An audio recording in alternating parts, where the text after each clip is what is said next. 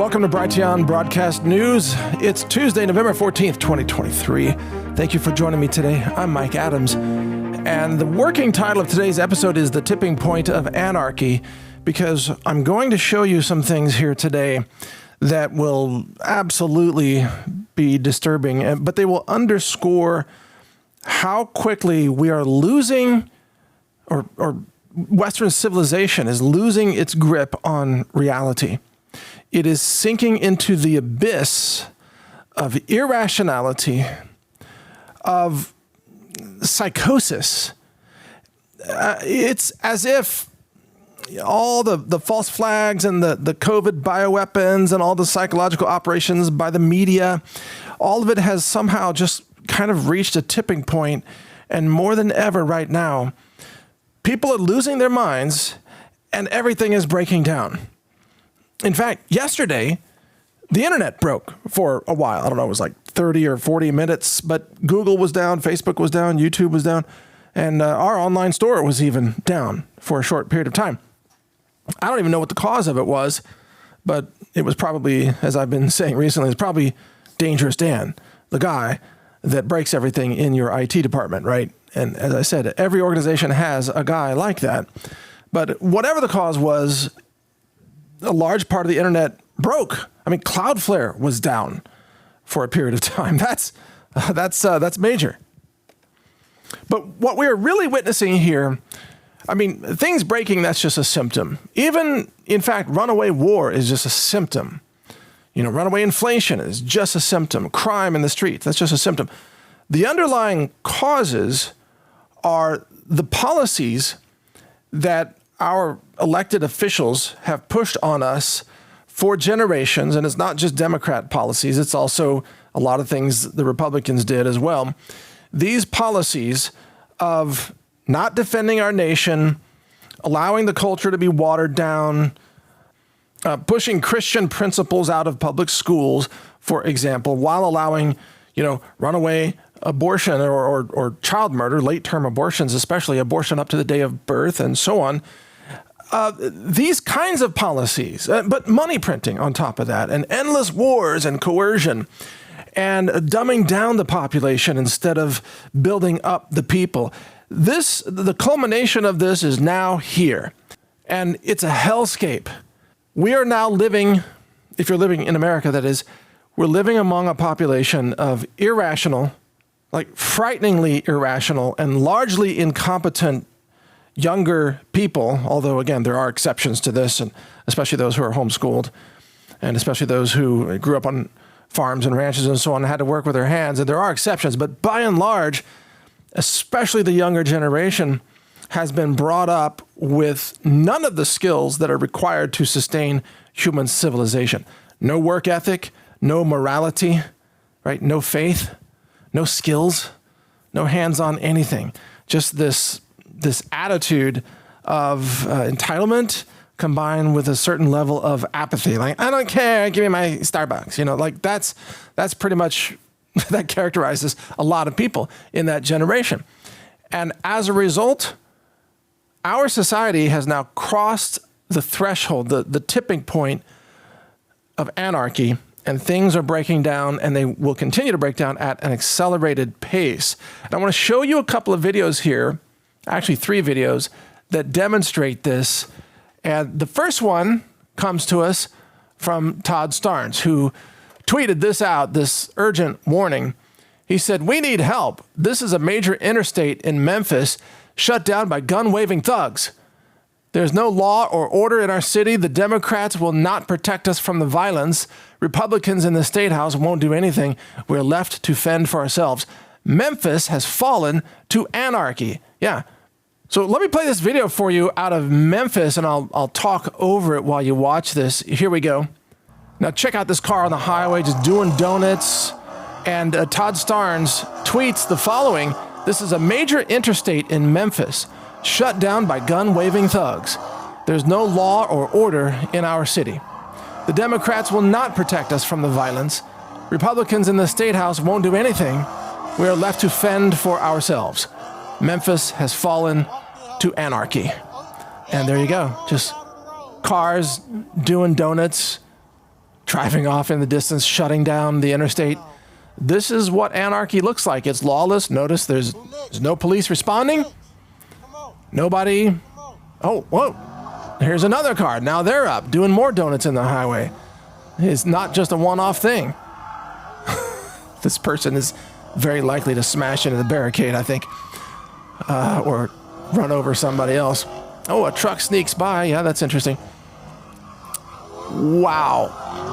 So this is what you're going to see more and more in America's cities as the collapse accelerates. Wow. I told you the collapse of the cities is imminent, and the collapse of the rule of law is, of course, part of it. So, wow. There we go. Fascinating. All right. Gun-waving thugs. Okay, this next video shows the looting, also in Memphis, Tennessee. The looting, well, let me show you the video and I'll read the caption for you. All right, the caption says several gas stations and a FedEx truck were looted and ransacked over the weekend in Memphis, Tennessee. Over 40 people were involved in these mass looting events over the weekend. No arrests have been made. George Soros is definitely getting what he paid for with his district attorney, Steve Mulroy. So here you go. This is what you're going to see in cities all across America. Grocery trucks will get ransacked, not just FedEx, not just UPS, Postal Service, Amtrak trains, just mass looting on parade. There you go. So this is happening in America, and nobody's stopping it. So let me show you the looting of an Amazon truck. This video was circulating today. I'm not sure if it was filmed in the last day, but it may have been. In any case, it doesn't matter. This is what's happening in more and more places. Check this out. So here it is, the Prime truck. Oh, bunch of youth in there, jumping in there, looting the place, and with some commentary from the cameraman. Oh, here comes a kid, got a box of something. Maybe it's a box of toilet paper. Who knows? And there he goes, running down the sidewalk. So this is also in America, where delivery trucks just get ransacked and looted. All right, now I want to play a video for you that's also been circulating widely. This is a video of a kid's birthday party where, and we're talking like, I don't know, a 4-year-old kid or something, and they're being handed cash and pistols, like real-looking pistols, perhaps live guns. This is incredible. Check out this video. So here we go. Oh yeah, getting down with who's this kid? Is he dry humping the table? He's got a Glock in his hand. He's got cash. Oh, now the little baby, the infant, is picking up the Glock. Oh, waving it around with his finger on the trigger, of course, right there, ready to fire. You know, not knowing, of course, gun safety. And his older brother's cash and guns, and the whole family standing around there. Yeah, this is awesome. We got to train them early. You know, these are the skills they're gonna need. I mean, is this insane or what? This is happening in America. I mean, do you have any hope of where our society is headed? That's why I'm talking about the tipping point of anarchy in America's cities. Okay, and the looting and the cars doing donuts on the highway and this birthday party, and this is just the tip of the iceberg. Oh, I've got something else to show you. Yeah, Georgia County Commissioner, a Democrat, Felicia Franklin, was found passed out drunk in the streets and sitting in her own urine, according to some police body cam footage, and she just went to town on these cops. So check out this video, and remember that this is the woman who runs your elections, by the way. This is the woman, and this is the kind of person that stole the election in 2020. Take a look at this video.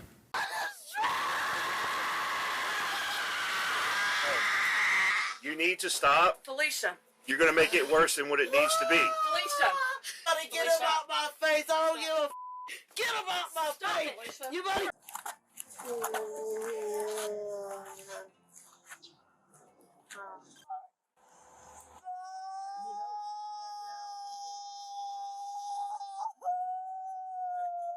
out of this truck. Get him out of this truck. Get him out of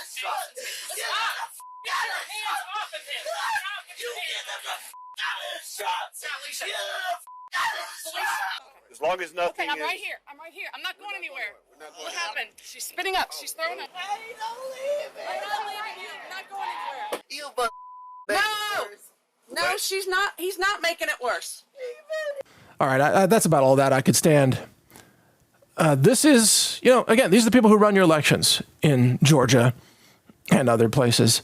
And this is, again, these are the kind of people that characterize the Democrat Party today. And not to mention Joe Biden, who is an embarrassment to the human race. And I think every rational person agrees with that. So we are headed for a level of purge chaos that most people cannot possibly comprehend. People are snapping, systems are breaking down, and the dollar collapse grows ever closer. In fact, we have major breaking news on that front today. Maybe this should have been the title of this podcast. I got to bring this up for you. Moody's, the financial rating service, has now downgraded U.S. Treasury debt to negative. And this was covered by GB News, published on MSN.com.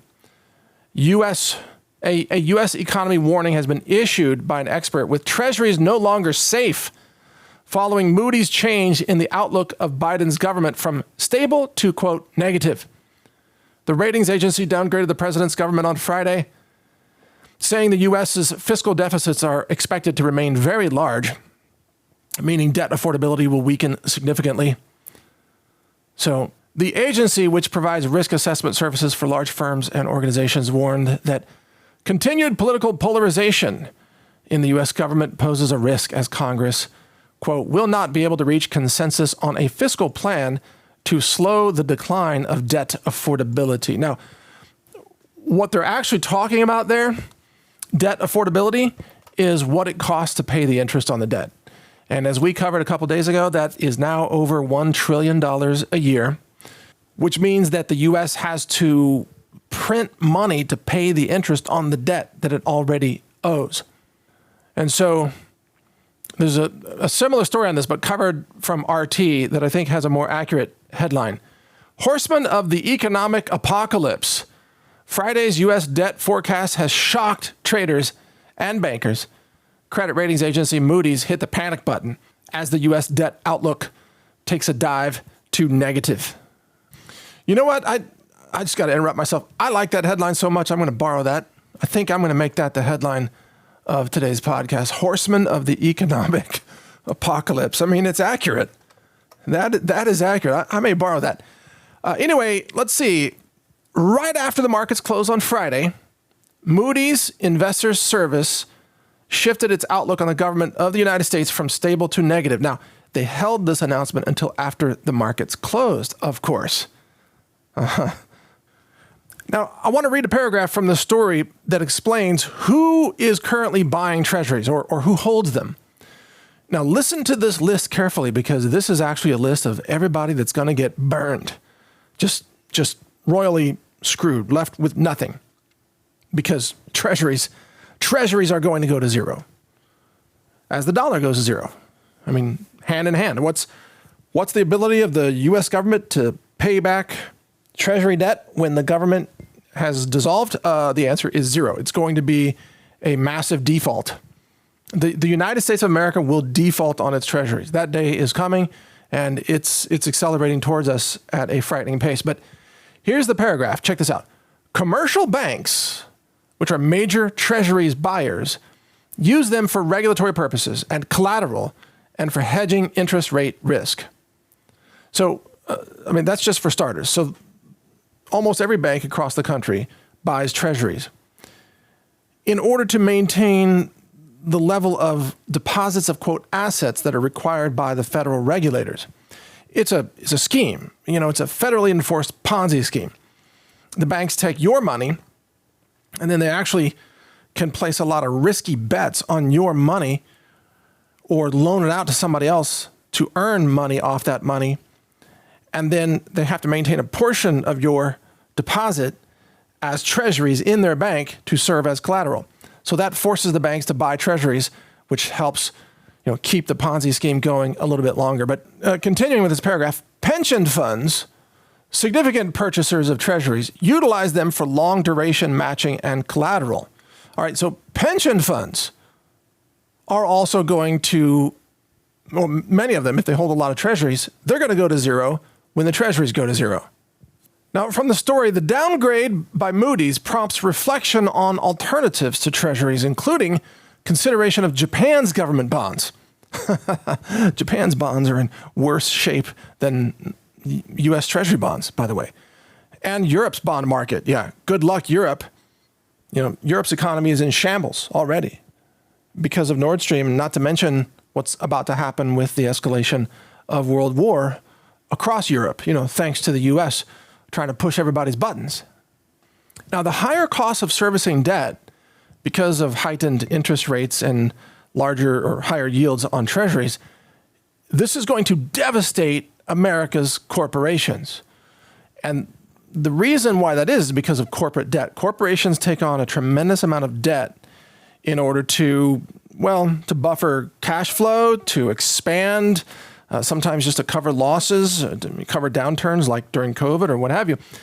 Corporate debt is a huge thing. Most corporations, almost every corporation, has a massive amount of debt, and nearly every public corporation especially.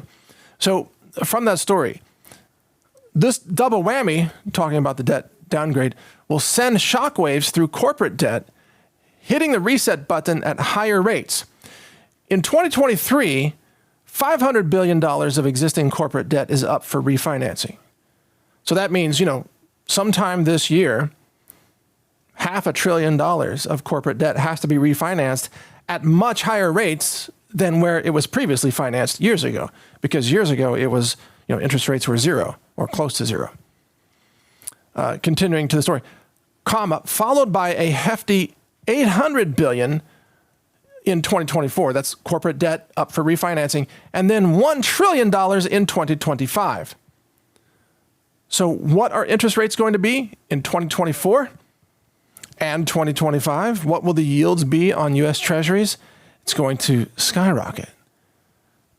Refinancing is going to become so expensive that we're going to see a tidal wave of corporate bankruptcies across America over the next several years. Corporate bankruptcies, I mean big corporations, they're going to go under. WeWork just filed for bankruptcy, by the way, and that's just the beginning. So where this is going fiscally is not difficult to figure out. You've got the United States involved in two wars. Janet Yellen said we can fund both wars. All we have to do is just keep printing currency. And so that's exactly what they're going to do. They're going to fund the Ukraine war, even though Ukraine has already lost. But, they're going to still pump money into it because it's a really effective racket. And then now they're going to fund war in the Middle East and find ways to escalate that. In order to do this, they're going to print currency. As they print more currency, treasury yields are going to skyrocket because fewer and fewer countries out there will be interested in purchasing U.S. debt because, what's the point of holding treasuries if the dollar keeps collapsing in value? You can't earn enough in the yield to compensate for the drop in the value of the dollar because of too much money printing. So that means that bond prices are going to collapse. And this is going to be devastating to corporations, bondholders, debt holders. And on top of that, you're going to see central banks from other countries around the world, notably China, selling off more U.S. treasuries. I mean, China has already begun to do that at quite an astonishing pace. So they're probably going to escalate that. So then the question becomes, how does the U.S. find buyers for its debt when it needs to print more billions of dollars or trillions in order to fund more wars and more deficits and more welfare programs and corporate bailouts? That's going to be a big factor in all of this. It's going to be just like COVID. And at some point, here's where this is going. The federal government, the Treasury, is going to print money with the Fed, obviously. I'll just use the term Treasury generically. The Treasury is going to print and distribute money at insane levels. You're going to see government printing and handouts to corporations all across the country, even to small businesses all across the country, and to consumers all across the country, like we saw with COVID. You get a debit card and it'll have like $5,000 on it. You can spend on anything you want. And most people, of course, flittered that away on, I don't know, cigarettes and beer or whatever. That's what happened during COVID, or gambling, online gambling or what have you. And eventually it's going to get so crazy that the IRS is going to be ordered to start refunding tax payments to the American people. So there's going to come a day, probably in the not too distant future, where you'll get a refund for what you paid last year in federal taxes. You'll get the entire thing back because they have to stimulate the economy to keep the system going a little bit longer as they print and print and print. And that's the only way they know how to do it, is just shove money down the throats of the consumers and the corporations across the country, kind of like an adrenaline shot into the heart to revive a heroin junkie that has whose heart has stopped beating. It's like, well, too much stimulus, too much heroin, but what's the answer? Adrenaline, jab it in there, pump it in there. The zombie wakes up and is all freaking out. And that's the U.S. economy now. It is a zombie economy. I mean, that's the U.S. economy now. It is a zombie economy. And it's going to take supernatural forces to keep it animated. Now, in fact, I have to give myself a little credit for another Health Ranger prediction that has come true. Remember when I said that illegal aliens would one day begin to flee America back to their home countries in South America? Remember that? I've said that quite a few times. Well, guess what? It's happening. Here's a story out of the UK Daily Mail. Here's the headline. Chicago is so unpleasant. Migrants are fleeing back to Venezuela after being dumped in shelters and refused jobs, with 20,700 border crossers so far bussed to Democrat-run Sanctuary City. And the subheads, Illinois' harsh winters and lack of migrant infrastructure and ambivalent support from locals has made many asylum seekers go back home.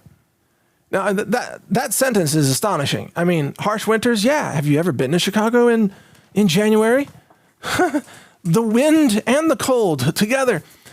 The lack of migrant infrastructure. Well, isn't Chicago supposed to serve the citizens of Chicago first? I mean, why should they have all this infrastructure for illegals? They barely have infrastructure for the taxpayers of Chicago. Have you driven on Chicago's roads? I mean, Chicago's roads are so notoriously bad that if you have a small enough car, you can actually dip into a pothole, orbit around the pothole a few times with your car inside to build up enough momentum to get back out over the rim of the pothole so you can continue on the highway. That's how big the potholes are in Chicago. So they're complaining about lack of infrastructure for migrants. Yeah, well, join the club.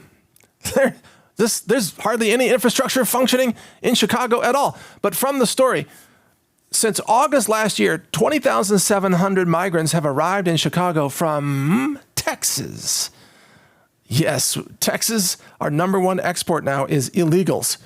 The Lone Star State's governor, Greg Abbott, sent migrants to Chicago and other Democrat-run cities because of their proud status as sanctuary cities. Yes, I think this is hilarious. They offer enhanced protection against detention or deportation for undocumented migrants.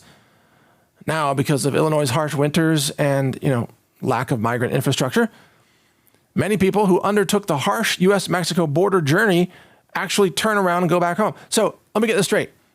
They come across the border to Texas. Texas rounds them up and puts them on a bus. The bus drives to Chicago. We let them loose in Chicago, and it gets cold. Then the migrants say, I'm out of here, and they go back to where? Not Texas. They go back to Venezuela. That's how bad Chicago is. People are like, I'm out of here. The whole country. Send me home to Venezuela. I'll take fascism over this insanity in Chicago, Like, Chicago is so bad that it actually gives illegal migrants nightmares. Seriously, these people are like, I survived the Darien Gap. Yeah, they tried to rape me. They tried to rob me. I got malaria, almost drowned in the rivers. That was no problem. I got to Chicago. I'm out of here. That's how bad Chicago is. Well, I guess we have to thank Mayor Johnson there for making Chicago very unwelcoming to illegals, but also a nightmare for people who actually do live there, i.e.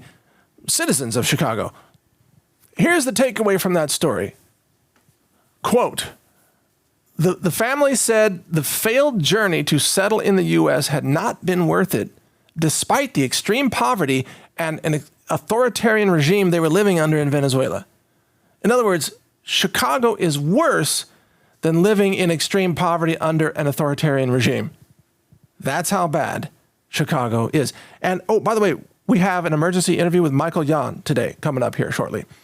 And Michael Yon told me recently, he said this during one of the interviews, he said that he's talked to the illegals as they're going through the Darien Gap. He's tried to warn them and say, hey, guess what? You think America is the land of milk and honey? This is your dream world? Reality check. You're not going to like where you're headed. You may want to reconsider what you're doing here.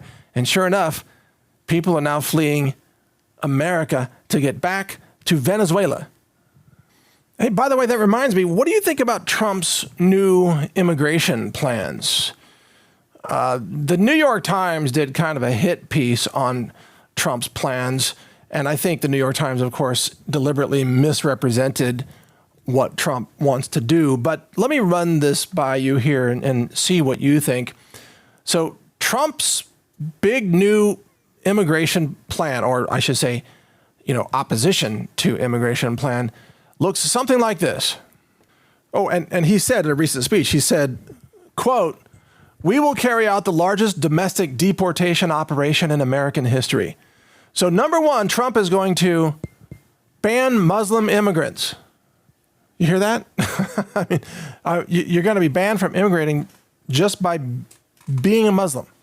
So I guess you can be an atheist under Trump's plan and come to America. You can be a Satanist and still immigrate. But if you worship Allah, then you're not going to be allowed. Is that right? So it seems like he's going to ban immigration from Iran, Iraq, Libya, Somalia, Syria, a bunch of other countries as well. He's going to block asylum claims because a lot of people show up at the border and they're told what to say, like, just say, I'm being persecuted at home, and then you get in. He's going to restrict asylum claims. He's going to engage in mass deportations. He's going to search the country for illegal immigrants with the goal of deporting millions of them every year. The New York Times claims this is going to be a, quote, an enormous expansion of a form of removal that does not require due process hearings.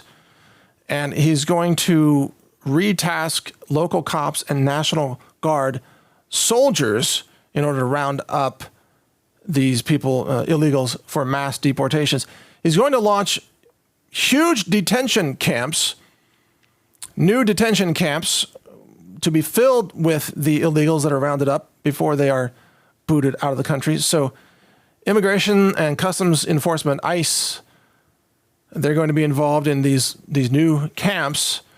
He's going to terminate the granting of citizenship to babies that are born to illegal immigrants, and he's going to expand ideological screening. Well, okay, so first of all, ideological screening, give me a break. Build the wall, for starters, because nobody screens the ideology of the people walking across the border. Just, freaking build the wall. Can we start with that? Can we just stop the illegals from pouring in?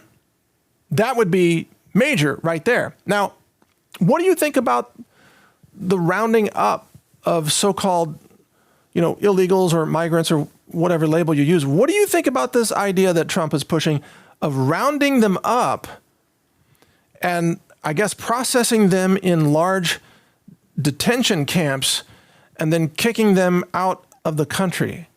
Well, seriously, what do you think about that? Because to me, look, let me be clear. I'm completely opposed to illegal immigration. Don't get me wrong.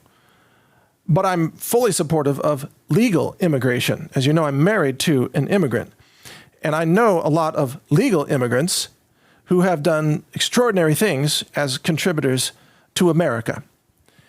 And legal immigrants, when they go through the process and they are screened, and typically they want to come to America to enjoy the American dream, and they're willing to help promote it, to participate in it. You know, these aren't the people just crossing the border and saying, give me more welfare money, give me free everything, give me my Obama phone, you know, give me my free rent.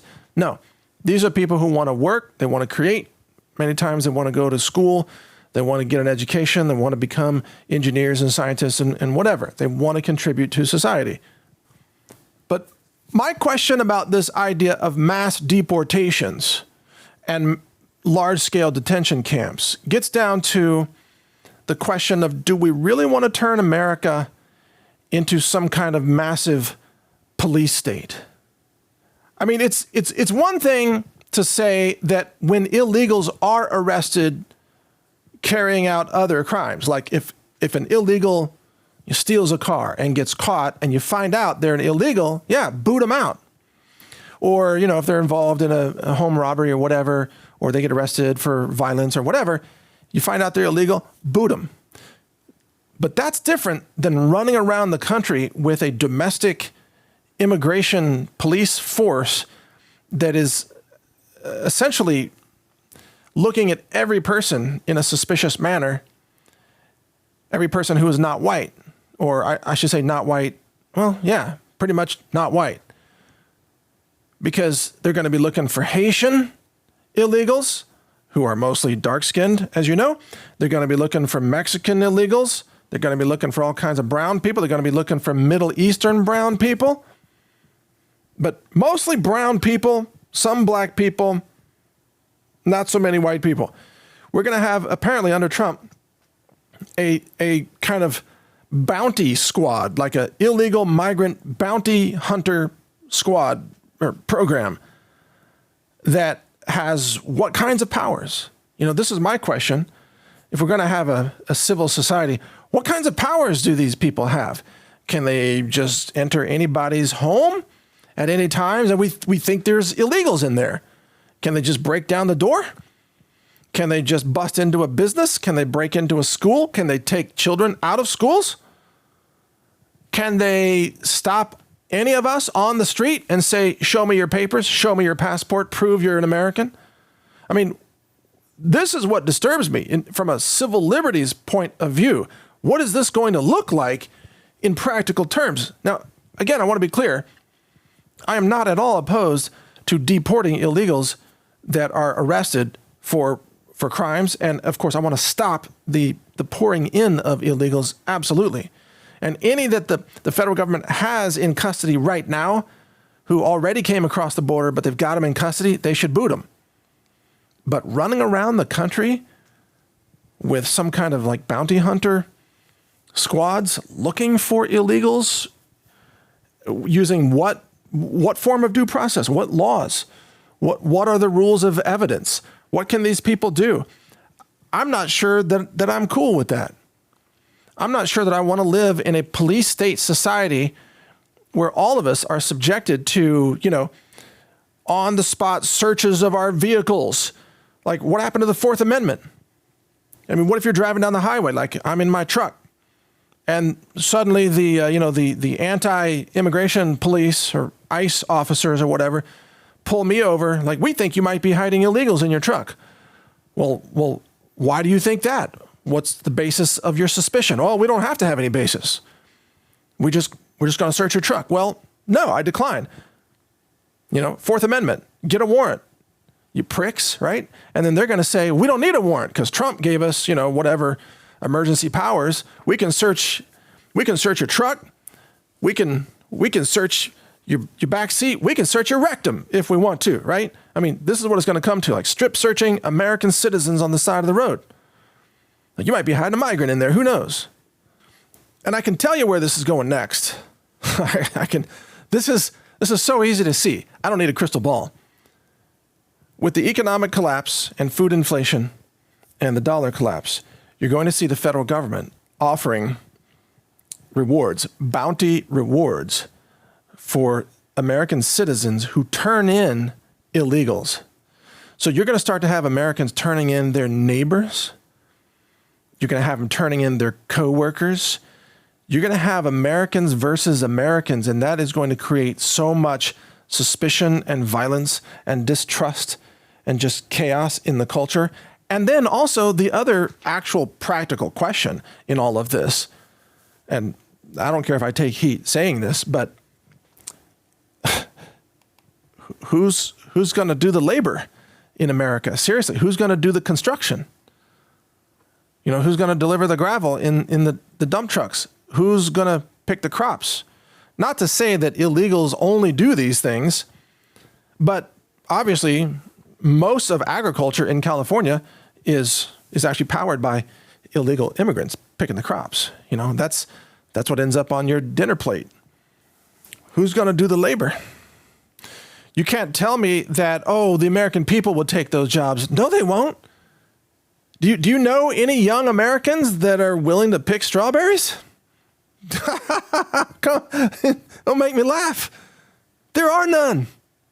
No. Young Americans say, well, we only eat strawberries. We don't pick strawberries. That's for brown people. You know that, because there is kind of a hierarchical, strata of society that exists in America where especially young white liberals, they don't think they should ever have to work or manufacture anything, right? It's like, we don't make tennis shoes. We wear tennis shoes, Or maybe they don't even call them tennis shoes anymore, but whatever. We don't make fashion clothing. We consume fashion clothing. Let those slave workers in Bangladesh, bang out all the textiles for us. There was a big strike in Bangladesh recently, by the way, over the labor wages, where all these big fashion brands, where you pay $90 for a shirt, they pay some poor Bangladeshi worker, like $1 a day or something, or I don't know, maybe it's a couple dollars a day to make that shirt. And it's a total ripoff operation. But again, the youth in the West, especially in America, but also in Canada to a large extent, they don't think they should have to work. They're just consumers. We consume things. We don't make things. That's beneath us. That's their attitude. And by the way, these detention camps that Trump wants to build, yeah, he says he's going to bypass Congress because Congress will never approve the money. He's going to use the Pentagon money to run the camps. Do you understand what that is? It means these are going to be military concentration camps in America, holding people who in some cases used to be your neighbors, your workers. Now, look, I know there's a whole lot of illegal, violent criminals. Those people need to go. I completely agree.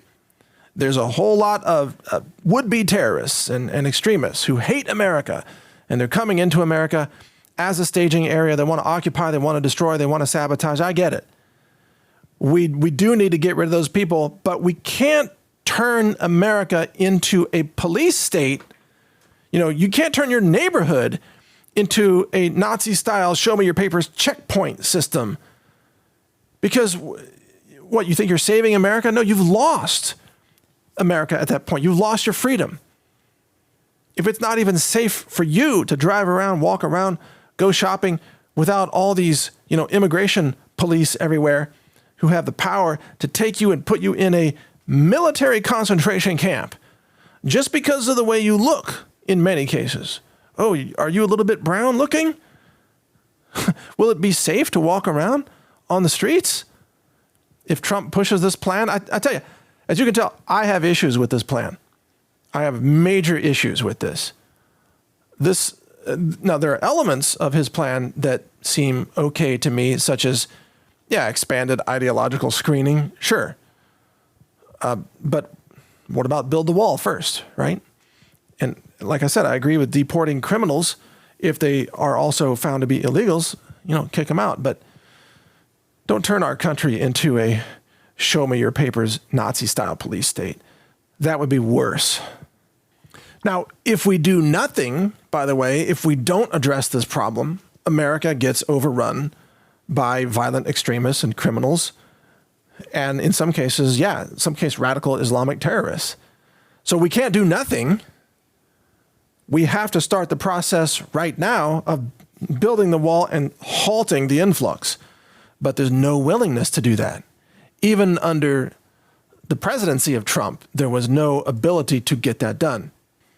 And by the way, everything Trump suggests, Vivek Ramaswamy suggests a more radical version of that. So if Trump is like, we'll have mass deportations of illegals, Vivek could probably be like, yeah, and we'll set them on fire. You know, or Trump is like, we'll have detention camps. Vivek could be like, yeah, we'll set those camps on fire. You know, I mean, Vivek, he is very provocative.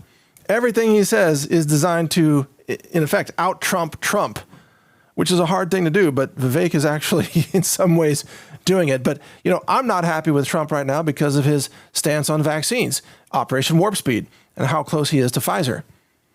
And he's never resolved that. He has never pushed away from Pfizer. So one of my fears is that if Trump becomes president, we're going to have another pandemic. We're going to have Operation Warp Speed Part 2, more vaccine mandates, and now on top of that, an immigration police state. Show me your papers, and you better be wearing a mask, and you better take the jab. You know, it's going to be worse than the COVID 1.0. But there's also a part of me that has come to the realization nobody can save America from the tipping point of collapse.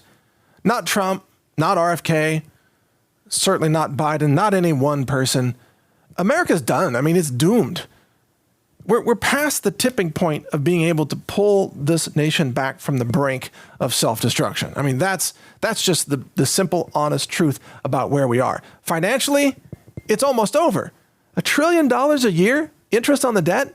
How do you come back from that? Well, you certainly don't come back from that by printing trillions of dollars more each year and starting 2 wars and funding 2 wars, just saying you can print money to oblivion. That's not the way you solve it. I think the realization is that America is going to collapse. It will probably collapse under whoever's president from the next election if we make it that far. I don't see us, there's no way in my mind that we make it to 2028. So I think this next election really just determines who's in the Oval Office when it all hits the fan, frankly. Do you want Trump to oversee the collapse? Do you want Biden to oversee the collapse? I don't know.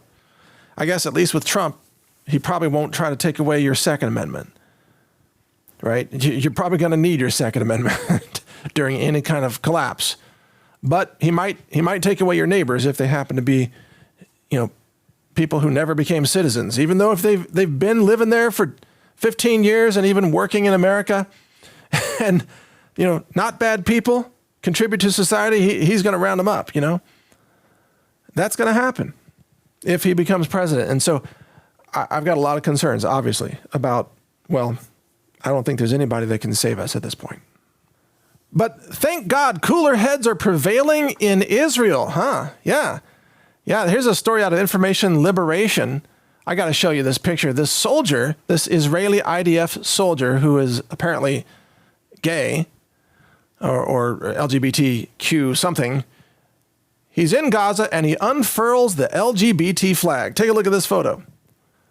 So here we go. Here's a soldier that unfurls the LGBT flag in Gaza after Israel has bombed and killed over 11,000 civilians, killing countless thousands of women and children, bombed hospitals, schools, universities, refugee camps, water treatment facilities, just bombed them indiscriminately in acts that are clearly violations of the so-called rules of war. This soldier unfurls an LGBT flag that says, quote, "in the name of love." Isn't that so loving? So loving. It's just very thoughtful of IDF soldiers to really, you know, echo the feeling of love standing over the bodies of Palestinian babies blown to bits, and to unfurl the LGBT flag in order to make sure that LGBT claims dominion over Gaza. That if only those babies hadn't been bombed to bloody little bits, well, then the LGBT IDF could come in with scalpels and mutilate their genitalia and convert them to transgenders. See, that's in the name of love. That's what the IDF stands for. And there's another photo of the LGBT flag with the Star of David Israel flag in front of a tank. The Merkava tanks, I think is what they're called. Yeah, tanks and love and child mutilations and LGBT conquering the territory. Yeah, we killed your women and children. We blew you to bits. We destroyed your universities and hospitals. And we come in the name of love and progressivism. Yes. This is progress, right? It must be progress. I mean, the flag has multiple colors in it. It's very colorful. It's a rainbow. And then someone who supports all this tweeted out, under Hamas, being gay means death. Israeli Yoav Atzmoni wanted to send a message of hope. That's the soldier carrying the flag. So under Hamas, being gay means death. But doesn't this person realize that under Israel, being Palestinian means being bombed to death? I mean, come on. He's trying to compare the death of being gay to the mass indiscriminate bombing of all civilians of all persuasions by Israel. This is some sick stuff. Super sick stuff. So this story from Information Liberation points out that pride flags have been hoisted in many areas around the world where the West has conquered local people. So the pride flags have become symbols of occupation to millions of people throughout the world. The U.S. hoisted a pride flag in Afghanistan during their occupation, and NBC News did a whole story on that. The importance of a pride flag in Afghanistan. Yeah, because, mutilating Afghani babies is a really important Western value. And they also put up murals of George Floyd, of course, and that whole story of George Floyd is a complete fiction, the official narrative. So here we go. Yeah, first we bomb you, then we come in the name of love to convert your children. So anyway, I have a series of suggestions for the IDF. I think if you really want to represent the values of the LGBT Western progressivism, it's very important. You need to, number one, paint your tanks in bright rainbow colors. That will make sure the enemy knows the values that you're bringing to them to rescue them, obviously from Hamas. So paint your tanks in bright rainbow colors. Secondly, make sure that all IDF soldier uniforms and helmets, especially the helmets, you could just start with the helmets, just make the helmets rainbow colors. Put yellow right up on top with the other colors of the rainbow. And again, that would send a very strong message. We are here in the name of love to rescue you from Hamas. So rainbow helmeted soldiers, and then have rainbow uniforms to make sure that everyone can see the important work that the IDF is doing in the name of LGBT. And then I guess you could just combine them and just be like IDF LGBT, Israeli Defense Force LGBT. And I guess you could have strap-on sex toys on the soldiers too, right? I mean, like they should be running around Gaza with dildos strapped to their hips. I think that would be more appropriate. In the name of love, we're here to liberate you, with the rainbow helmets and the strap-on dildos and their service rifles and the LGBT flags and the rainbow tanks. Only then will I believe they're truly committed to the message of LGBT justice for our world. Anything other than that, I'm not buying it. Now, by the way, on a sad note, a more serious and sad note, I want to play just 37 seconds here of an interview with a Palestinian doctor. His final interview, a young doctor, completed medical school, is actively working on patients in Gaza, and an Israeli bomb struck his home, killed him and his father on November 12th. So just 2 days ago. I want you to see this interview because there are real people whose lives are being destroyed here. Check this out. Why don't you go with your family south? And if I go, who treats my patients? They are not animals. They have the right to receive proper health care. You think I went to medical school and for my postgraduate degrees for a total of 14 years, so I think only about my life and not my patients? I'm asking you, ma'am, do you think this is the reason why I went to med school? To think only about my life? All right, that doctor is now dead, blown to bits. Good thing the IDF comes in the name of love with the LGBT flags, to make everything right again. If only that doctor had been, progressive enough to embrace transgenderism, then he wouldn't have had to be blown to bits. I mean, these are some sick, twisted things that are happening, folks. That's why I struggle to find the right words to condemn the mass bombings of hospitals that continues right now. It's sometimes I have to resort to some sick, twisted satire because this is so far beyond words, I can barely describe it. And I'm not the only one who's sick of this, by the way. I want you to see this next video, it features what looks to be an Orthodox Jewish rabbi speaking at an event and saying, Judaism, yes, Zionism, no.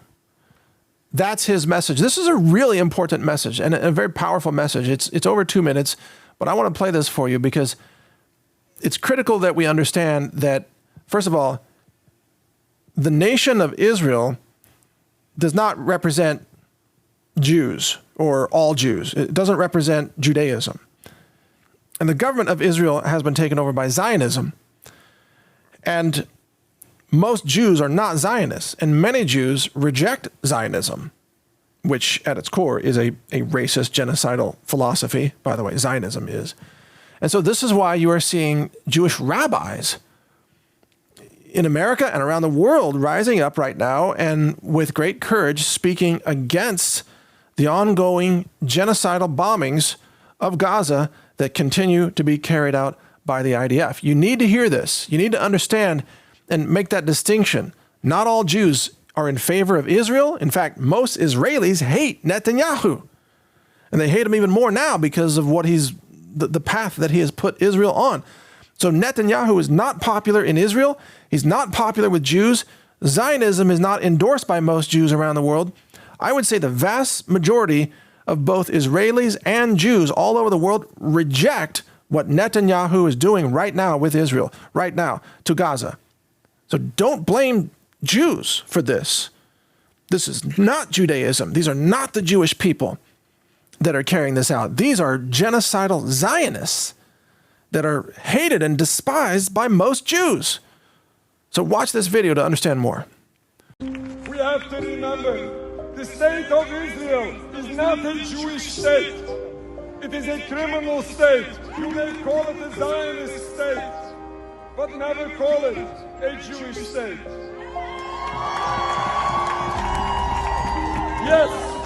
Yes, we desperately need a ceasefire. But a ceasefire is way not enough.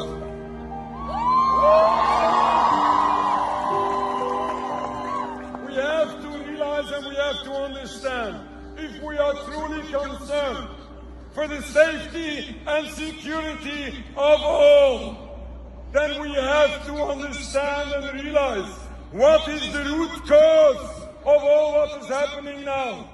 It's not a difference of religion. We have differences of religion for the longest time, and Jewish people live in peace in Palestine.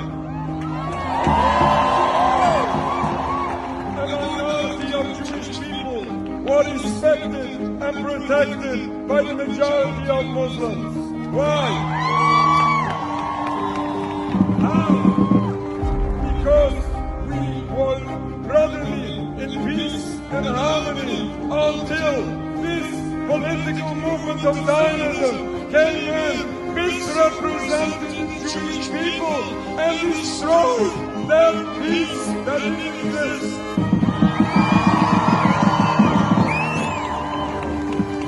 In order to have a future, we have to stop the cause to the problem, and we have to stop this occupation of Palestine in its entirety.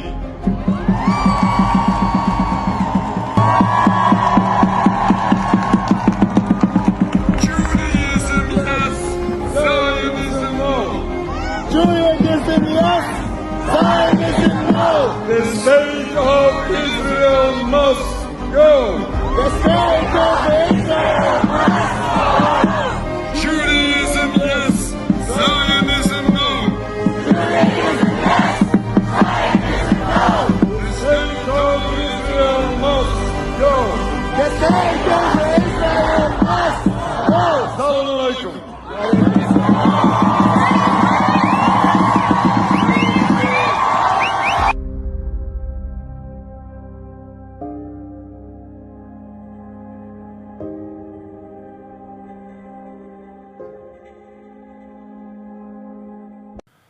All right, wow.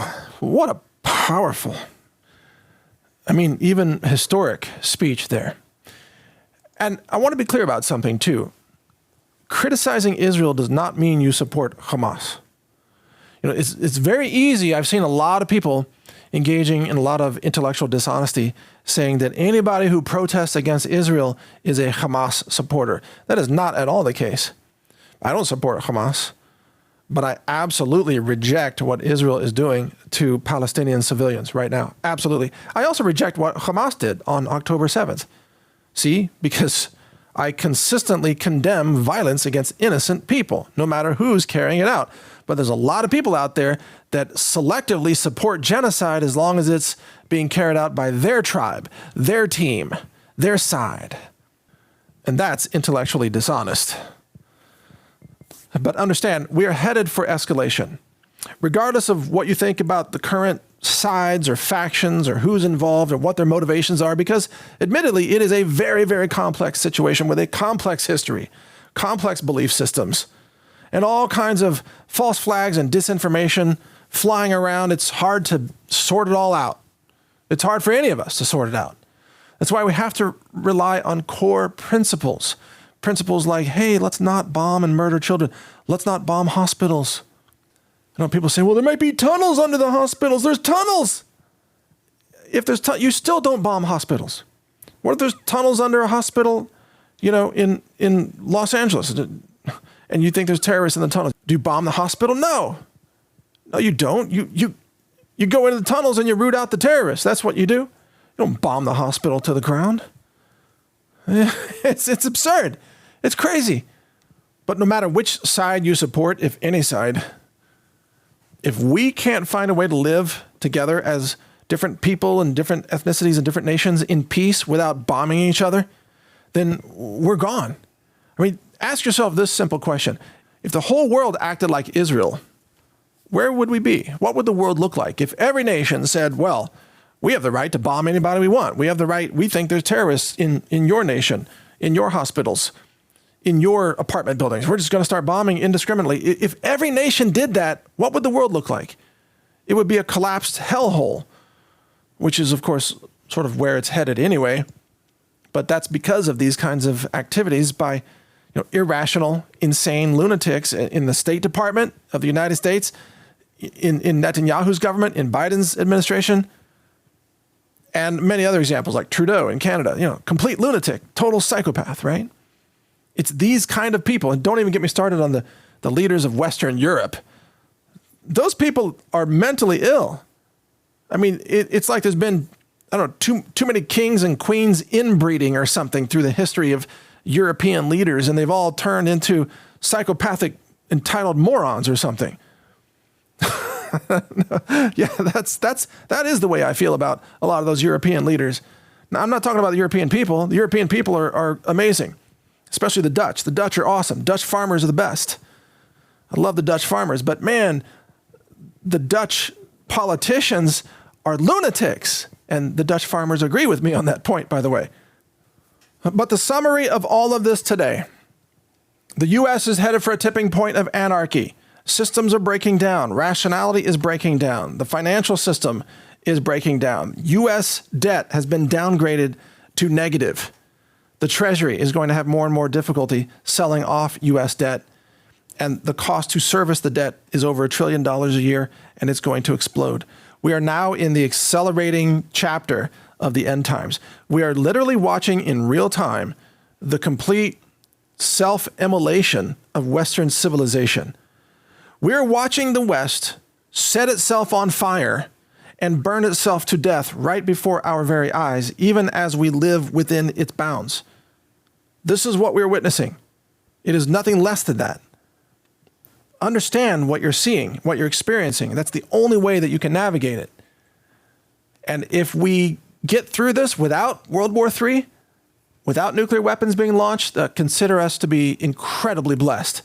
Because, that's where things are going. And, of course, at the same time, massive illegal immigration flooding into America, and a lot of questions about who's going to be president after the 2024 election and what they might do, what other forms of tyranny will be brought down upon us.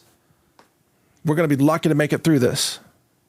Now, we're going to jump into the interview with Michael Yan, but let me plug a couple of sponsors that can help you get through this. The first one is BeReady123.com. BeReady123.com. It's about preparedness. They've got the solar generators.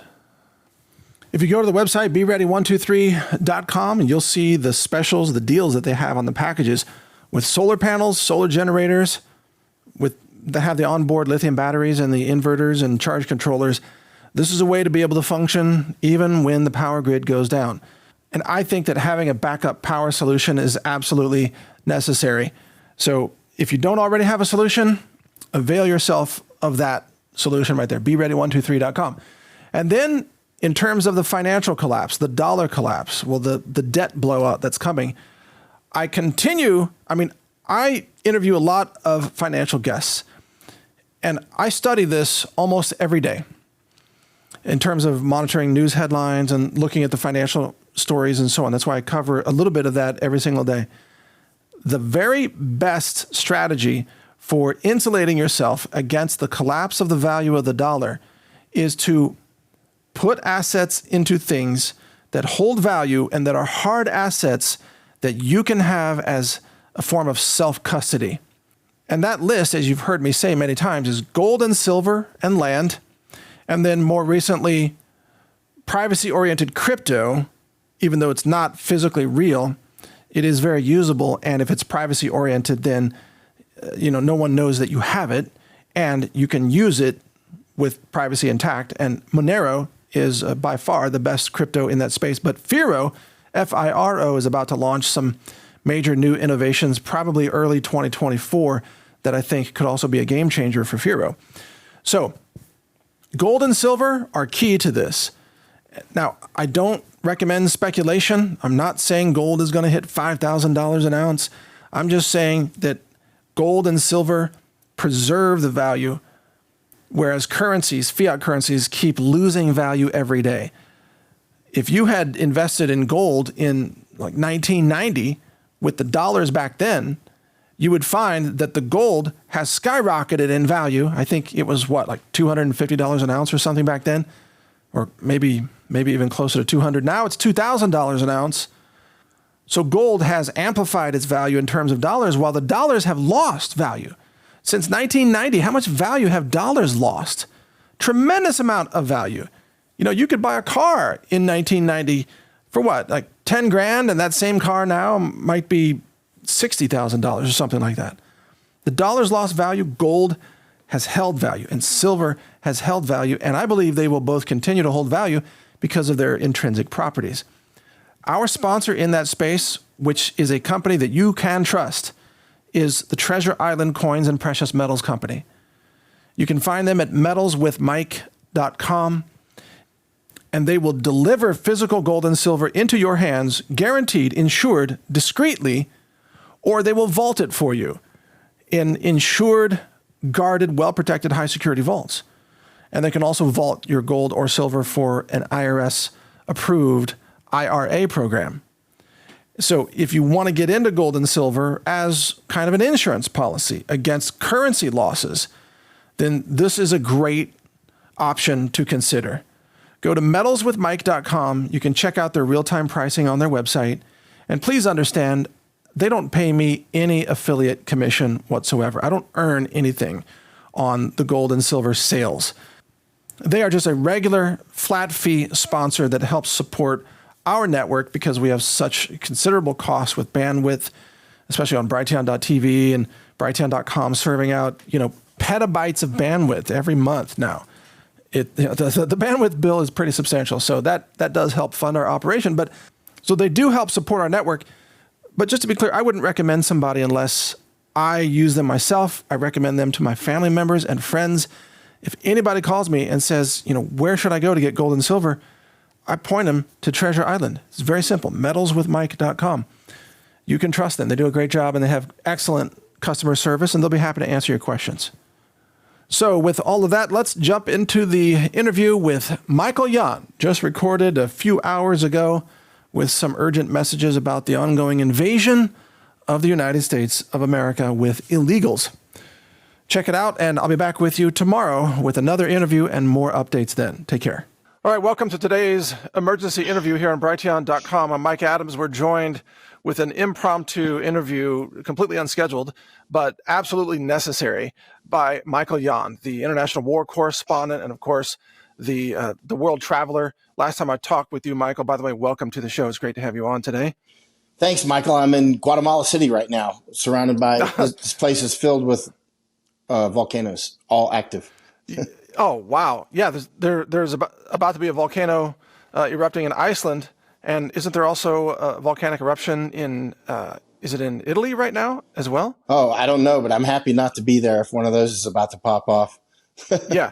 It seems like there's a lot of geo activity taking place right now. But the reason that you joined me today, and by the way, thank you for joining me, and I'll give out your website here in a second, but you wanted to share with us your analysis of not just what's happening between Israel and Gaza or Hamas or the Palestinians, but also how that's impacting us in the United States. There were major protests, even in Austin, Texas, as you saw.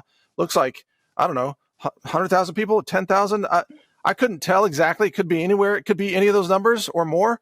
But a lot of people were marching in Austin, Texas over the weekend with the Palestinian flags. And I saw some Jewish people posting that they feel all freaked out and the Jews are all running out to buy guns. I'm like, what, you didn't already own one? Come on. Yeah. I mean, Michael, what is your big picture take of the escalation that appears to be happening and what it means for all of us?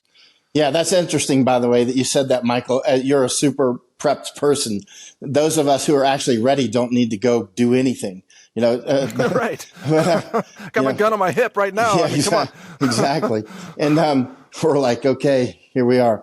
And so okay, very interesting. Let's rewind the tape, by the way, to Fallujah. And this is very similar. I see what's happening now with Gaza is very similar to what happened in the Iraq war with Fallujah. And this is important. There was basically two major wars in the latest Iraq war that we were in. There was the invasion part of it, and then it sort of drifted into a very serious insurgency, right? It was quite serious. And we took thousands of casualties, right? I was there for a lot of it. So we had that first part. And then in March of 2004, there was 4 contractors were killed in Fallujah. They worked for Blackwater, one of whom was Scott Helvenston, the youngest Navy SEAL in history. He made it through BUD/S at 17 years old.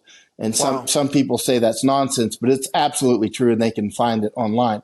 I went to high school with Scott. We played on the same football team. We used to work out together in the same gym together. And so I knew Scott quite well. And the next day after that, and so he went off into SEALs and I went Green Berets. So we left the same high school and we took a Y on those paths. And then the next day after Scott was killed, rest in peace, one of my Green Beret teammates was killed who was still on active duty, Richard Ferguson. So I went to both of their funerals. Scott's funeral was in Florida. Richard's was in Colorado. And there were SEALs and Green Berets, SEALs at Scott's funeral and Green Berets at Fergie's funeral. And I knew a lot of them who were saying, the war is getting out of control and it's going into an insurgency and that I should get over there. And I'm like, I'm not going there.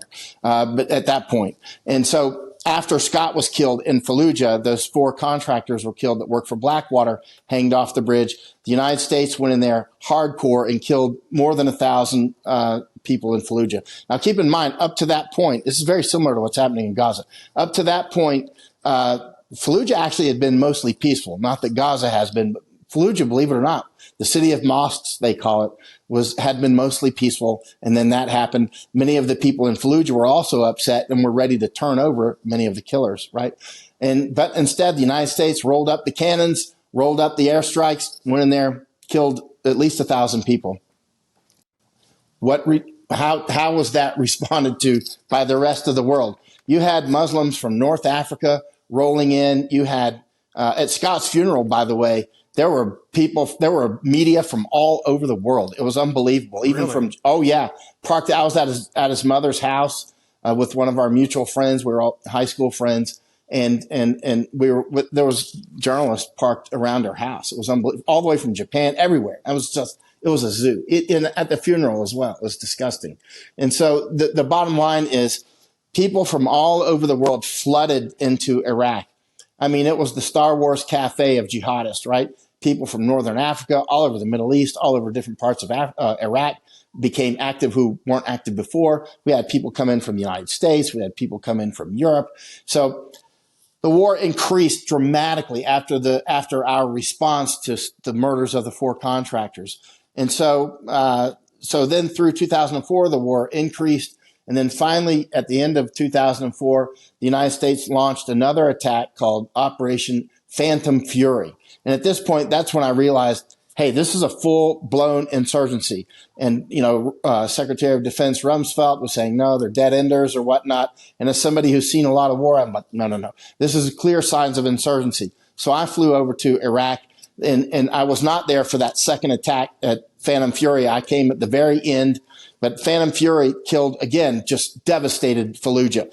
The war exploded from then. When I landed in Baghdad, there was so many firefights going on and bombs dropping and everything else and artillery firing. I was like, wow, this is even worse than CNN makes it out. I was actually, I was surprised at how kinetic it was. And I mean, it was loud, just 24/7, right? It was, so now we're talking 2004 December. So those who were stationed in Baghdad at that time know what I was talking about. It was very loud.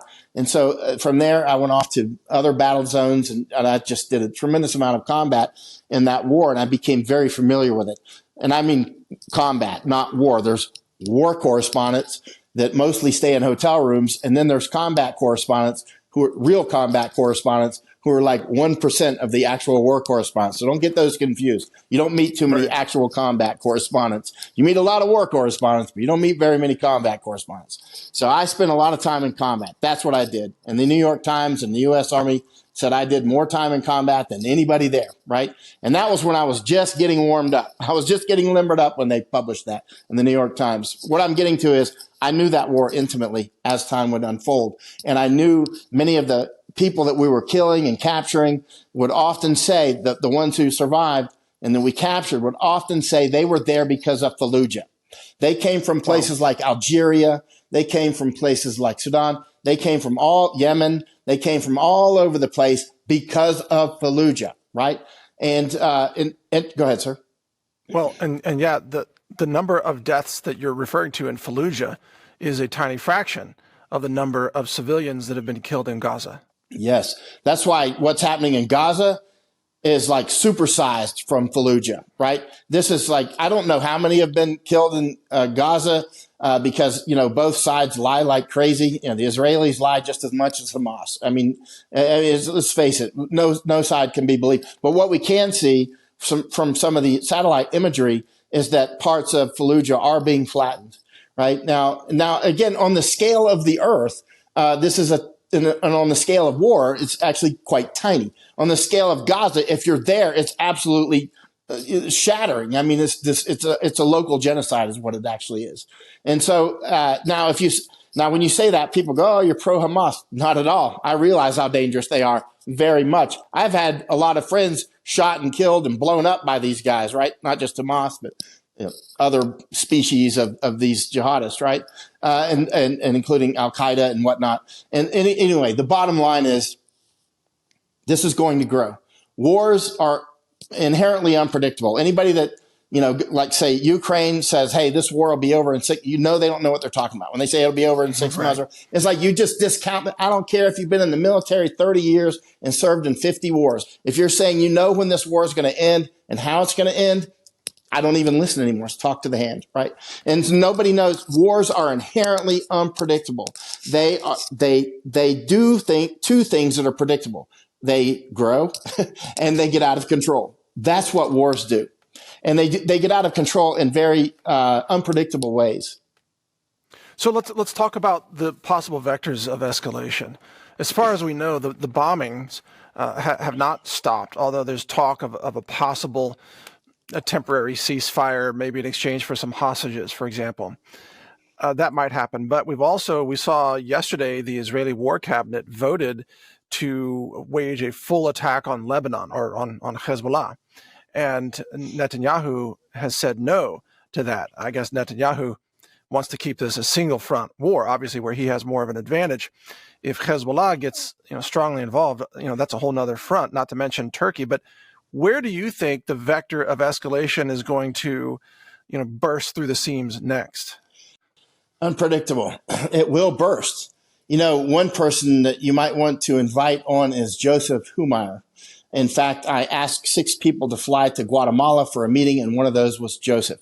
Joseph is an expert on this stuff and the nexus with South and Central America and North America with Hezbollah, Hamas, and others. It's very interesting. Most of the people coming through the Darien Gap now are actually from Venezuela. There are a lot of Hamas and mostly Hezbollah in Venezuela, many.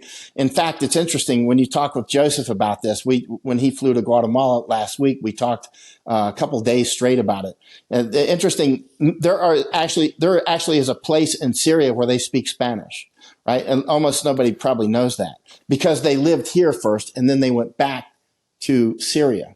There's a huge connection. This is critical. I wanted to point this out that I think most Americans might easily mistake many of these people for Venezuelans or South Americans as they're crossing the border because they're fluent in Espanol. But like you said, they are Hezbollah organized in Venezuela and then moving across the U.S. border.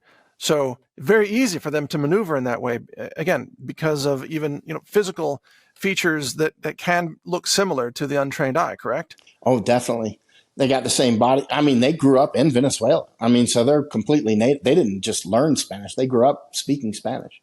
And so, right. Yeah. And interestingly, also, there are actually many Jews like that as well. For instance, here in Guatemala, it's very pro-Israeli and pro-Jewish. Guatemala is, believe it or not. I had dinner with an Israeli businessman the other night. I was with him in the afternoon, and then we met for dinner. And there's a big Star of David in downtown Guatemala City. It's probably 15 feet tall in a traffic circle. Wow. Yeah, and they named a street here called Calle Jerusalem, Capital de Israel. So Jerusalem Street, city of capital of Israel, right? And anyway, so actually the murder rate here in Guatemala is quite high, and there's a lot of crime there. Like as we walk around town, there was 2 armed guards in front of a McDonald's. I mean, with like proper weapons, right? And so I asked this Jewish businessman. I said, do Jews get attacked here much? He said, actually, no, we're respected here a great deal. If a robber comes to you and you say you're Jewish, there's a chance he'll just apologize and leave you alone, actually, which is quite strange. Anyway, but I mean, what I'm getting to is throughout Central and South America, there are a lot of sub-ecosystems of people that people don't actually realize are here, and including a huge amount of Hezbollah. And they're totally dialed in. They have networks all over the place throughout the United States and Canada, of course, Mexico, and where I'm at now, Guatemala. They're all around. And so it's no problem for huge numbers of people to get from anywhere in the world into the United States. And they do every single day. Okay, so I want to talk about that in a second, about what you think may be happening in the USA based on all of these can we say, in some cases at least, radicalized migrants or illegals crossing the border. But first, what's your sense of how successful the leaders of Middle Eastern countries may be, such as Turkey or Jordan or even Egypt at some point, but most definitely Lebanon, that the political leaders, will they be able to resist the calls for war that are being raised by their own people? For example, Turkey, with Erdogan there, his population is almost entirely Muslim, and they want war. And Erdogan has really had to walk a thin line. He has to appease his population, but also not declare a massive war on Israel, or maybe Turkey would start getting bombed by the U.S. for, who knows? But what's your take on that? Are there vectors of stability that can prevent the escalation, or is it eventually just going to blow? More likely, my guess, and this obviously is a guess, is that it will blow. I'm just watching, getting a feel for the system. And of course, I spent years in that part of the world and kind of am dialed into that whole sort of area and the many ecosystems that are ready to blow. For instance, Turkey. By the way, Turkey Erdogan has a close relationship with Bukele in El Salvador.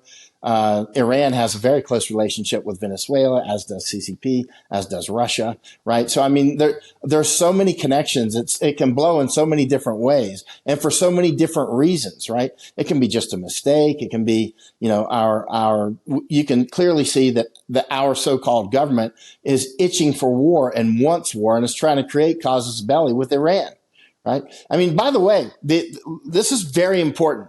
There are other aspects unfolding here. For instance, the Panama Canal, regardless of everything else, is very low on water, right? That's a problem because the Panama Canal is absolutely vital for the United States. And Panama itself is very unstable right now and is going just in the directions that I've said on your show many times. I've predicted many times that I thought Panama eventually will be taken by the CCP. And that's what's happening clearly right now. Now, you saw that shipwreck in the Suez Canal, the accident. And so now when you've got the Panama Canal going the way that it is, which, you know, that thing at this rate, the way it's drying up, I don't even know what it's going to look like by February or March. No you know, kidding. I mean, Yeah. I mean, you wouldn't believe be usable. There are tens of thousands of trees above the water line in Lake Gatun now, Gatun Lake. I was just out there twice on the lake looking at those. It's unbelievable. I mean, it's just like trees that haven't seen air for over 100 years are now towering, above the water because the lake is so low. Now, you saw the shipwreck in Suez Canal. Imagine Panama and Suez accidentally having another accident there. Straits of Hormuz, Malacca, other places, Bosphorus, right? I mean, there's many choke points. I mean, just Suez and the Panama Canal at once. I mean, that's arteries of trade, big time. I mean, this can have massive military effects. projection. United States has, the Panama Canal, since it opened in 1914, has been absolutely vital to the United States. Because otherwise we have to have complete different we have two major oceans, at our shores, right? So that's one of the reasons we have to have, a very powerful Navy. That's one of the reasons, right? But one of the, instead of having, two gigantic separate Navy forces, we have the Panama Canal. But are we going to be able to get our ships through the canal? Actually, we've committed a lot of our naval forces over into the region where they can be blown out of the water. I mean, and this can happen, obviously. In fact, I wanted to ask you about this. We were told from Pentagon sources that in the last, I think, 48 hours, that in the Eastern Mediterranean Sea area, where at least, there are two strike force groups in that area. One is in the Eastern Mediterranean, as I understand it, that a helicopter was lost and five military members were killed. And they say it's a training exercise. Now, I'd like your reaction to that, but also I've heard from other sources there are special forces operators on the ground in Gaza taking part in the fighting in Gaza. That is U.S. military service members, probably demolitions experts blowing up tunnels and things like that. But what do you think about this and the helicopter, accident? Well, I don't have any specific knowledge about special operations in Gaza. And if I did, I would not say a word. I mean, because that basically would be family and friends, right? So, yeah, right. And now this helicopter crash, rest in peace to our service members, training accidents. We know how that goes, especially with special operations. Things are called training accidents all the time. Right. But why would the U.S., I mean, yeah, you just said your disclaimer, and I respect that.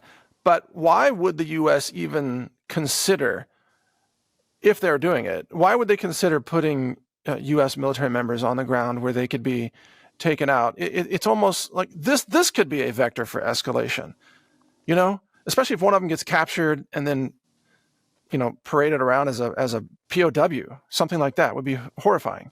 I think the United States government would wish that to happen. I mean, it's very clear that this is not the government that our grandparents lived with, right? This is a beast. It's clearly working to destroy the United States. We don't have borders anymore. My good friend Todd Bensman, he's a border expert, and he often will call it border crisis when we're talking together. I'm like, stop. We have no border and there's no crisis. This is a war. This is an invasion. This is no time for political correctness. We're being killed, and it's being done by our government. It's our government. Our flags are in those camps in the Darien Gap. I mean, I'm there. I'm in the camps. Our flags, I've photographed them, made video. I've taken people, congressmen into the camps and that sort of thing. Our government is openly doing this. They're not even hiding it. They say it if people will just stop and listen. You know this, but most people don't. So what you just said is extraordinary, thinking that the United States government, especially Mayorkas, who I think recently testified that there's no problem at the border whatsoever. Yeah, no problem, because it's going exactly as you wanted it to go, which is a total invasion of the United States, right? But if the U.S. is willing to take these actions that stand in contradiction to the interests of the American people, talk about Netanyahu for a moment. And is Netanyahu, who was never popular, he had 20-something% of the vote. Most Israelis hate this guy, right? But is he pushing Israel into actions that are also very potentially dangerous or destructive to Israel's future? That guy's a straight up enemy, Netanyahu. Years ago, I used to like Netanyahu, and my Israeli friends would say, "Are you crazy? How can you like this man?" And now I understand what they were talking about. They were right. And, he's a member of the World Economic Forum. That's all you need to know right there, right? I mean, he's openly a member of the World Economic Forum. What else is there beyond that? He's openly pushed the jab that Israelis take it. He openly says that he negotiated special deal with Pfizer to do this. There he is with the, apparently, the needle to the arm. Is it real or not? I highly doubt Netanyahu actually took a real death jab. But he certainly encouraged a lot of Jews to do it, and a lot of other Israelis as well, right? And one thing a lot of Americans and others don't realize is Israel does not represent Jews, period, right? Any more than the United States government represents Christians. It just does not, right? And Israel is not Judaism. There's a lot of Jews, including many that I know, that wish Israel would just completely evaporate. They're more hardcore about it than I am. For years, I supported Israel, and now, at great personal cost. And now I've grown quite chilly to Israel. I mean, I'm just not going to stand. I'm sorry. I'm not all in on a genocide. I'm just not going to go for it. Well, yeah. I mean, you and I and many of us in alternative media have raised concerns over this continued bombing of civilian targets, hospitals, for God's sake, and refugee camps. And, the argument that we hear from a lot of people is, well, Hamas might be hiding in those hospitals. That's why we had to bomb the hospitals. And I'm thinking, well, does that mean, if Hamas is hiding in New York City, we're going to carpet bomb New York City? Or if if a school shooter is hiding in a school, do you carpet bomb the entire school and kill all the other children to get the shooter? I mean, it doesn't make any sense at all. Even from a military perspective, it doesn't make any sense. There's something else going on here, right? Yeah, it doesn't. And this is a discussion I've had, probably 1,000 times over the years, because it's something that I've lived in the wars. And people from afar would constantly say, well, just torture them and this sort of thing. I'm like, no. The thing is we could go down the torture rabbit hole another time. But the bottom line is doing this creates more enemies. It creates more casualties. It creates more wars. It'll suck in Turkey and others, and the war will widen. And the United States is weak. It's not like it used to be. I'm looking at this from a broader perspective. I'm watching our military be weakened by the day. I mean, it's not by the year. You're seeing we've got a bunch of woke generals who push the jab into their troops. I mean, we've got troops constantly falling over with heart attacks now and everything else, pilots who can't pilot anymore, and it goes on and on and on.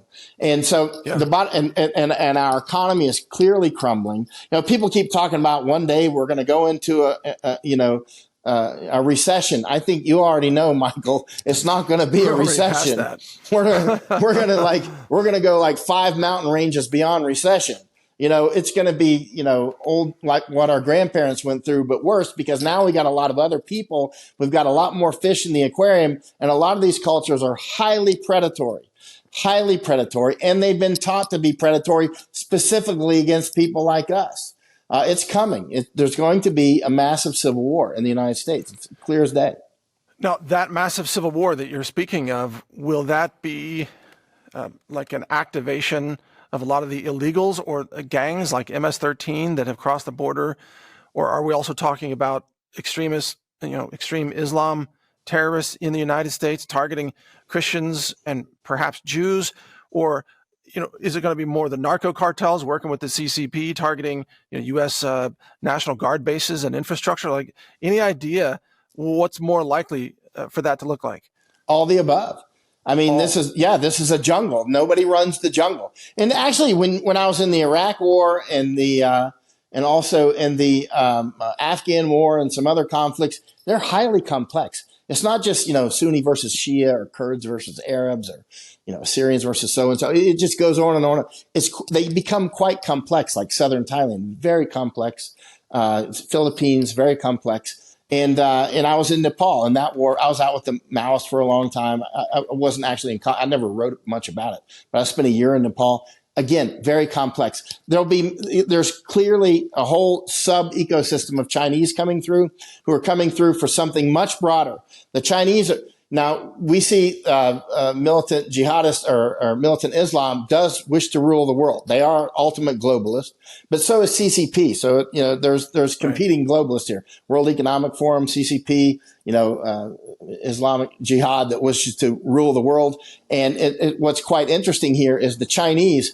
For instance, I saw an article a few days ago about an archaeological dig in Honduras, because I watch archaeology because that's where I pick up some information, more tips.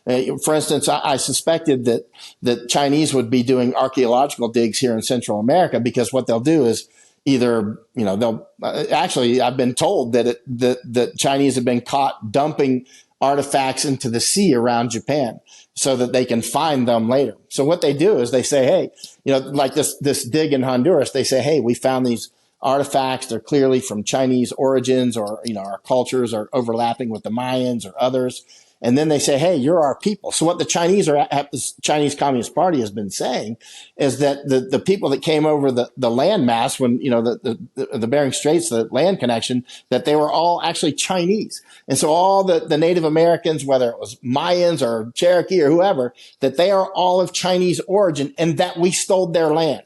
And so that the Spanish and the French and everybody else came and stole Chinese land, and that they're coming to take it back. So you see these Chinese coming, they are coming to take back what they consider their land. Yeah, there's a lot of that going on right now, including, the Zionists saying that God gave them the land that they're wanting to take from Gaza right now as well. Yeah. But your point on the Chinese is very important.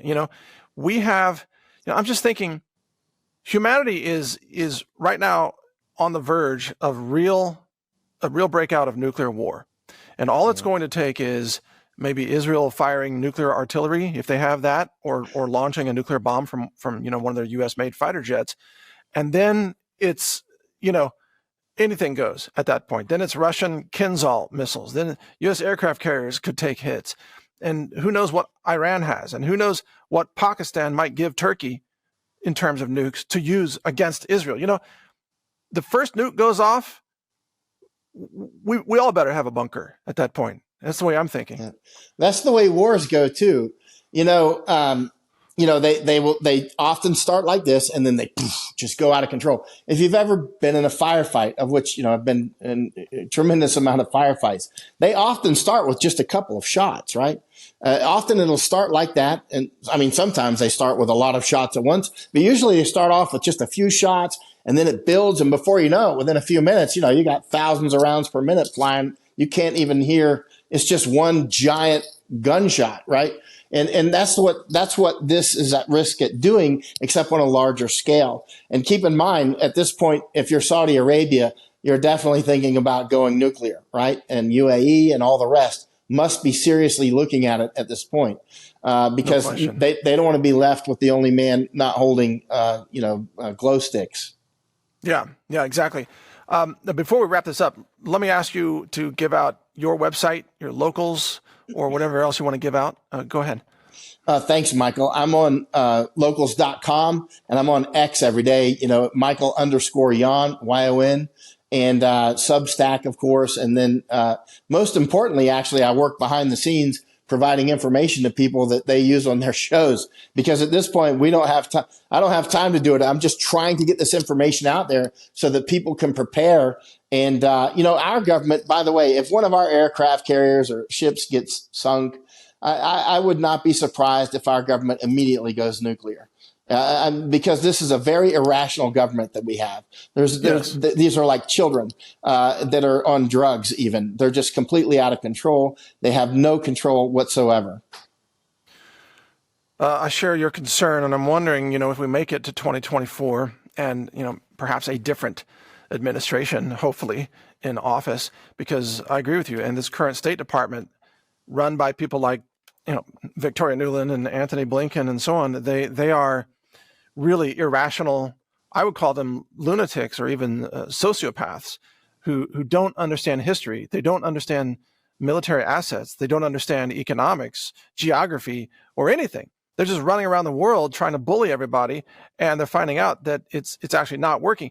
I was reading yesterday, Russia, you know how strong Russia's economy became after the U.S. put sanctions on Russia and cut off Russia from SWIFT?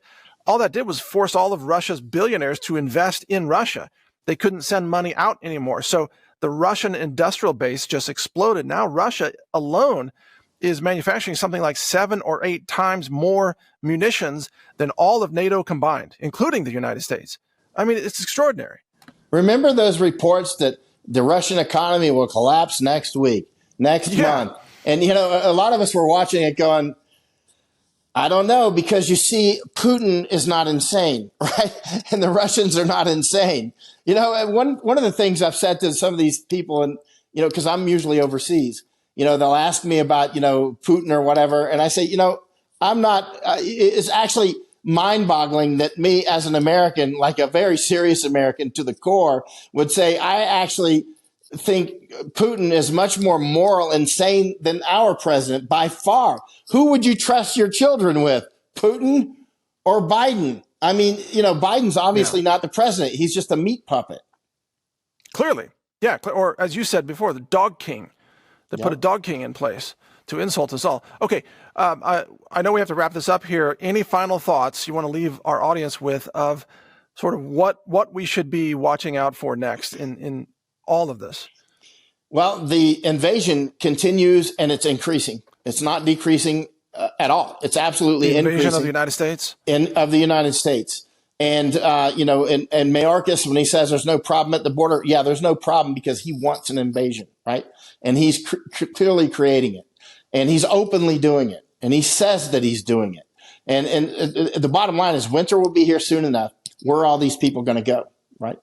And the Dutch government has already warned their people that Dutch may have to take wayward travelers into their homes, and the Dutch are like, we'll never do that. Yeah, right. Okay, they will. Bottom line, at the end of the day, one way or another, it will happen.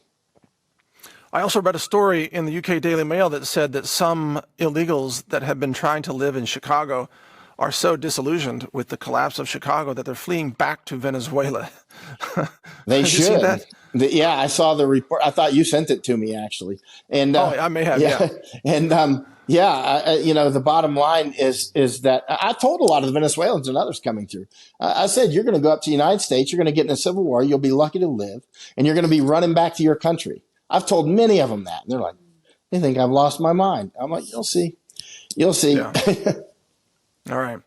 Well, Michael Jan, we appreciate all that you're doing and all your travels. And how did it work out with the Mennonites there? You visited them last time we spoke. So interesting. What was that?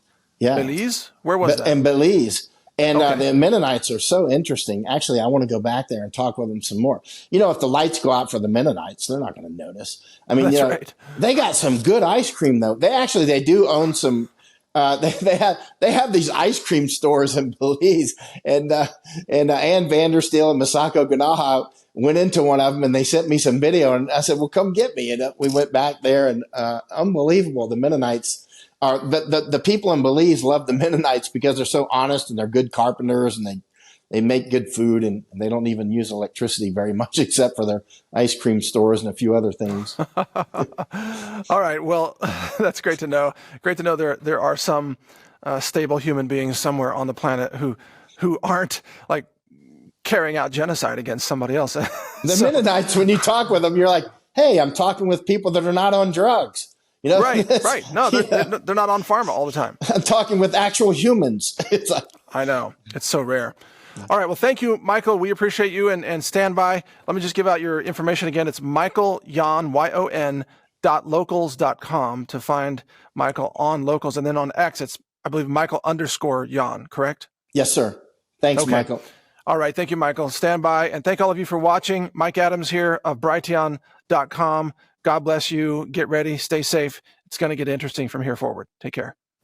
Hope you enjoyed that Michael Yon interview. This interview is sponsored by the Satellite Phone Store at SAT123.com. The Satellite Phone Store has satellite phones available right now. They make them very affordable with a monthly payment structure.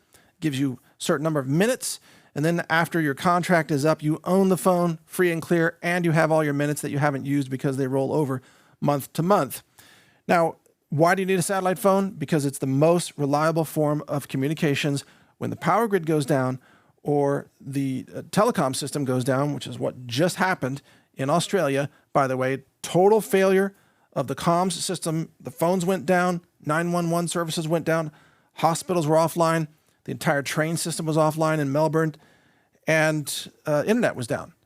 That just hit half of Australia, but people who had satellite phones were able to make calls. Because anywhere on planet Earth, if you can see the sky, you can make and receive phone calls using these satellite phones.